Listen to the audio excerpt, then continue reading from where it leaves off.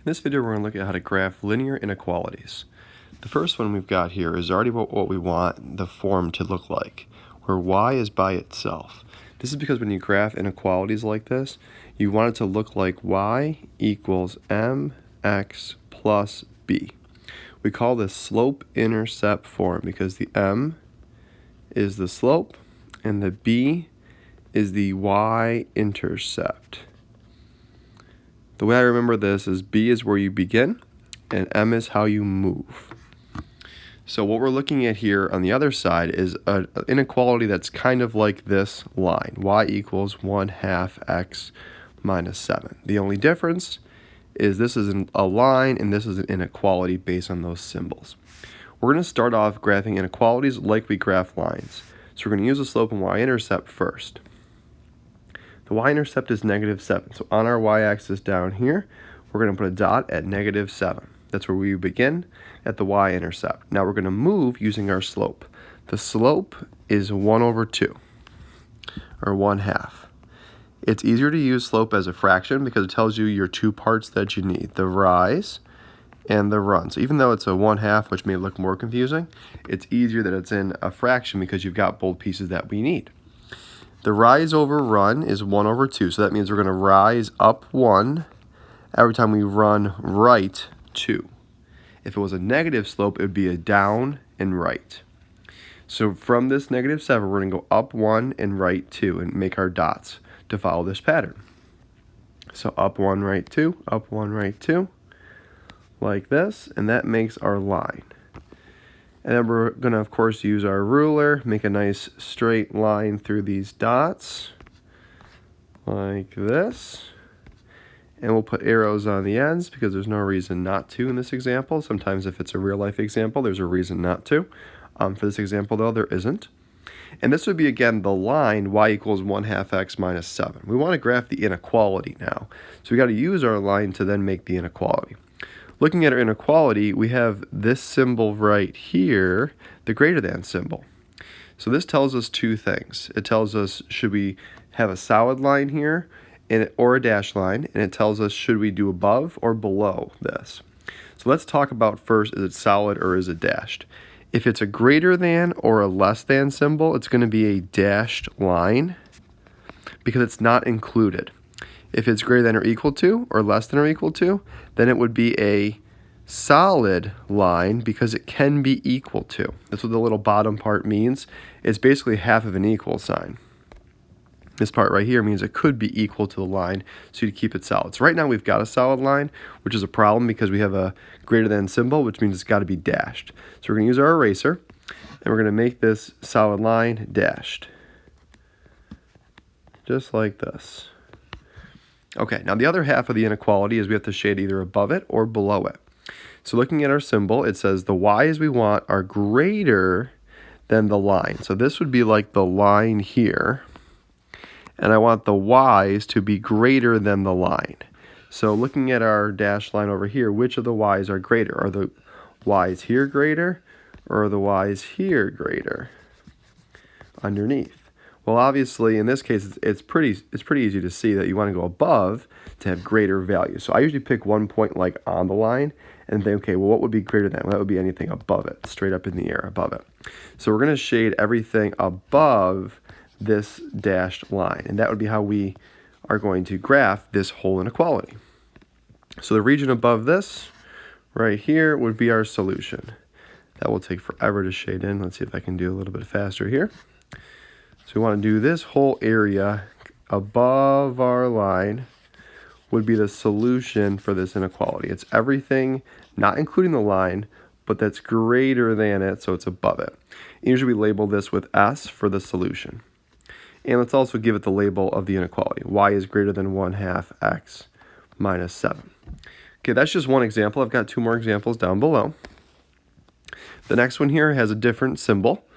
It's the less than or equal to, which means it's going to be, if the y's are less than the line, then we want it to be under, and we want it to be a solid line.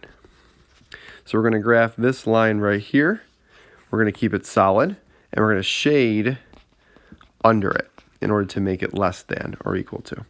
So again, we're going to start with the slope and the y-intercept. So the y-intercept is the b value, which is 2. The slope is the number in front of x, which is the -4/5. Fractions look tricky, but actually they're easier because, again, you want the rise and you want the run.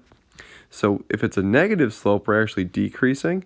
So we're going down and right. The other one was up and right because it was a positive slope. This is going to be a negative slope, so it's decreasing.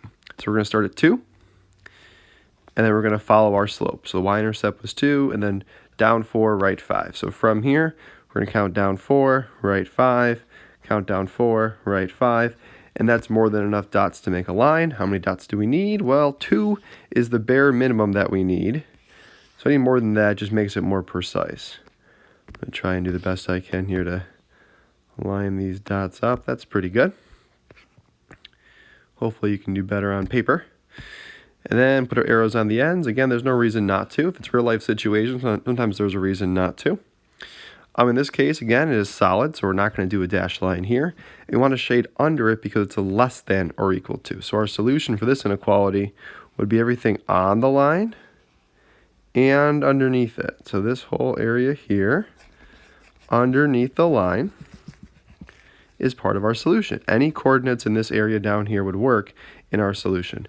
And if you're not sure which part is under it, I would just pick any point on the line and go down. That would be a solution underneath. Above it would obviously not be a solution because that would be greater than. And again, we're going to label with an S because that's our solution, this area down here. And we could, of course, put the inequality on there too. So this is y is less than or equal to -4/5 x plus 2. Those two examples are pretty basic examples. What you might see, especially on like the algebra regions, is you might see an example that looks like the third one here, where it's not quite in the right form yet to graph. In order to graph it, we want to get it into that form that we're used to for graphing, y equals mx plus b. This is again called slope-intercept because you see the slope and the y-intercept. Now there's no equal sign here again because it's an inequality, but you still want to think of it as the y being all by itself. That's what we want over here, and right now the y is not all by itself. So we got to move things around so the y is by itself. So this whole thing is the y piece. So we want to move the x's to the other side. It's kind of like solving a two-step equation. So -2y would be less than 10 minus 3x. And then again, we want to get y by itself. We've got a -2 out front. We have to divide every single piece by this -2 coefficient. That gives us just y, a -5, and 2 negatives there make a positive. 3/2 is actually easier to use than 1.5. Now, we divided by a negative. You got to be really careful when you do this. If you divide by a negative, what happens is all your symbols will flip. So we divided everything by a negative, so this inequality symbol now has to flip the other direction and has to open this way instead. So it was a less than symbol, and now it's actually a greater than symbol. The reason why this is you could actually do it a little differently. Say you've got 3x minus 2y is less than 10. Instead of doing that, what we did first, we could instead move 2y, and that would be 3x is less than 10 plus 2y. And then we could subtract the 10, subtract the 10. I'm running out of room here a little bit. We get 3x minus 10 is less than 2y. Then divide them all by 2.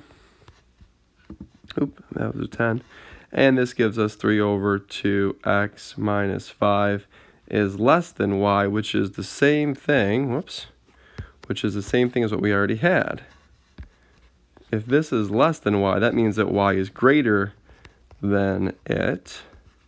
These two are equivalent, which is what we already had originally. Y is greater than -5 plus 3/2 x. Obviously, the order there doesn't matter because of our commutative property. It's the same thing. So that's why if you divide by a negative, you got to flip the symbol. All right, now we're going to go ahead and graph this. So here's our y-intercept, and the 3/2 is our slope. So we're going to start at a y-intercept of -5.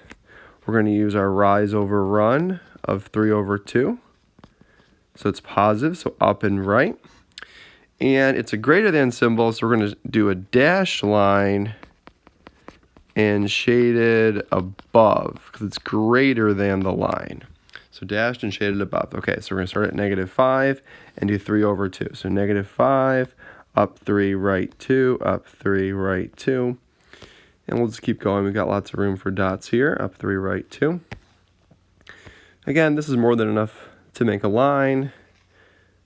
Use your ruler, draw a nice line through them. Arrows on the ends, there's no reason not to. Again, it should be dashed though, so we got to use our eraser. Make this a dashed line. And then we're going to shade above it because it is, again, a greater than symbol. Once we got it in that y equals form, you can figure out which direction we're shading it, above or below. And I'll do the best I can to get close. Obviously, anything directly above the shading will be a solution. So here we go. There's our solution.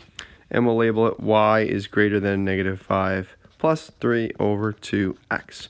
And that's how we graph linear inequalities on the grid.